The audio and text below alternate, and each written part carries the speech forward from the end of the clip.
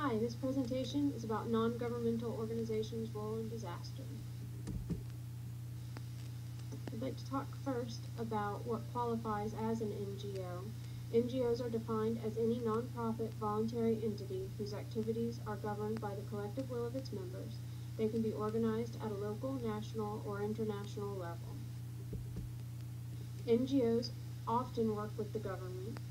Some NGOs are officially designated as support elements to national response capabilities within the National Response Framework, such as the American Red Cross, which is chartered by an act of Congress. The American Red Cross is included in the National Response Framework as a supporting agency in the mass care functions. That's ESF number 6. The American Red Cross takes the lead in integrating the efforts of the national NGOs that provide mass care services during emergency response efforts. Some other important NGOs to be aware of are National VOAG, which is a forum where emergency management organizations can share knowledge and resources throughout the disaster cycle, preparation, response, and recovery to help disaster survivors and their communities. During major incidents, they typically send representatives to the Department of Homeland Security or FEMA's National Response Coordination Center to represent the volunteer organizations and assist in response coordination. Doctors Without Borders provide aid in mass health care. AARL are ham radio operators which provide equipment and manpower when communication systems are down. Convoy of Hope helps to feed victims, and along with the Salvation Army, who helps to feed and shelter victims as well. The CHF International provides aid for long-term stabilization following a disaster. NGOs are involved in all phases of emergency management.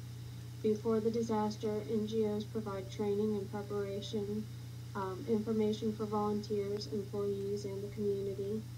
During the disaster, NGOs provide many services such as shelter, clearing debris, providing medical care to victims. After the disaster, NGOs provide basic necessities such as food, clothing, temporary shelter, and fuel. They help victims get in touch with the appropriate government agencies, and they help to rebuild infrastructure.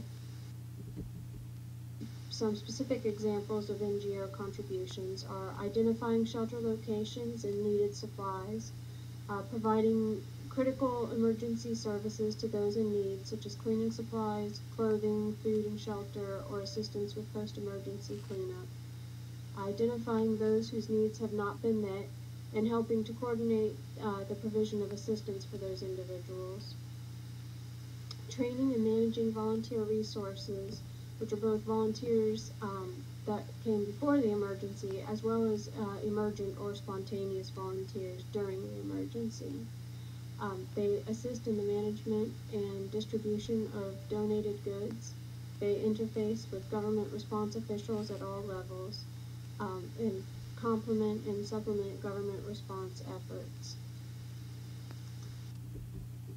If you're interested in learning more about the responsibilities of NGOs, such as the Red Cross, in disaster response efforts, there is a free game at agame.com. The simulation is called Red Cross Emergency Response Unit. It will give you a general idea of the types of services that they provide. I hope that my video has been helpful to you in understanding the role of NGOs in disaster. Thank you.